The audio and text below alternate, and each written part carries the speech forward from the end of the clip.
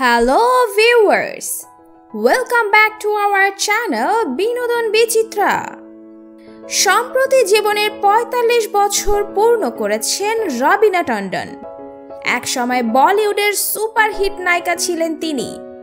তার ভক্তের সংখ্যাও কম ছিল না। কিন্তু জানেন কি, রবিনা পাগল ছিলেন বলিউডের অন্য এক নায়কের জন্য। তার প্রেমে রবিনা এতটাই পাগল ছিল যে অন্য নায়িকার সঙ্গে তার ঘনিষ্ঠতা মেনে না নিতে পেরে আত্মহত্যার চেষ্টাও করেছিলেন। রবিনার জন্ম মুম্বাইয়ে ১৯৭৪ সালে। মডেলিং দিয়েই ক্যারিয়ার শুরু রবিনার। তবে বাড়িতে অভিনয়ের চল ছিল, তাই সহজেই এই পেশায় আসতে পেরেছিলেন রবিনা।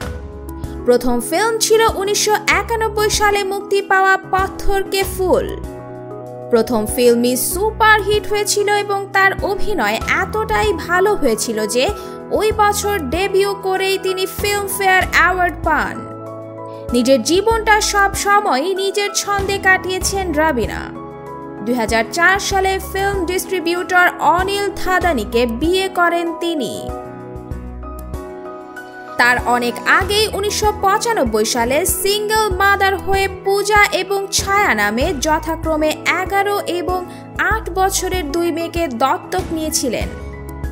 তবে একটা সময় ছিল যখন তাকে নিয়ে প্রচুর গসিপ শুরু হয়েছিল বলিউডে।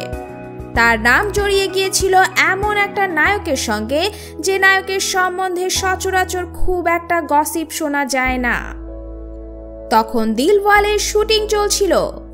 এই ফিল্মে রবিনার বিপরীতে ছিলেন অজয় দেবগন। রবিনা তখন ছিলেন ইন্ডাস্ট্রির অন্যতম হট অভিনেত্রী।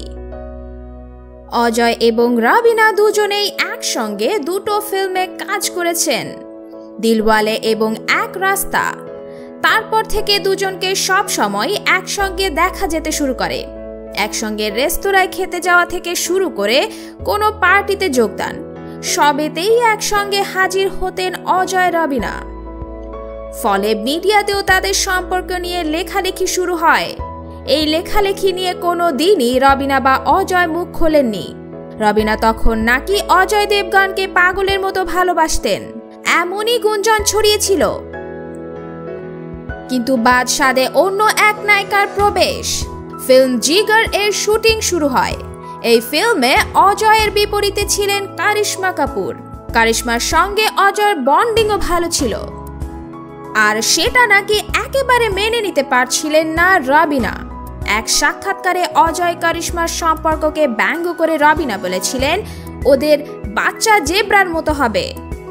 এই নিয়ে রবিনার প্রতি বিরক্ত হয়েছিলেন অজয়। রবিনার সঙ্গে বন্ধুত্ব তলানিতে এসে ঠেকেছিল। অজয়ের দূরে চলে যাওয়া মানতে না পেরে নাকি আত্মহত্যারও চেষ্টা করেছিলেন রবিনা। এ ঘটনা সামনে আসার পর অজয় এক সাক্ষাৎকারে জানিয়েছিলেন রবিনার একজন মনোরোগ চিকিৎসকের প্রয়োজন। এটাও জানিয়েছিলেন রবিনা নিজের সঙ্গে তার নাম জুড়েছেন শুধুমাত্র পাবলিসিটির জন্য। বন্ধুরা, ভিডিওটি ভালো লাগলে লাইক, কমেন্ট এবং সাবস্ক্রাইব করতে ভুলবেন না। ধন্যবাদ।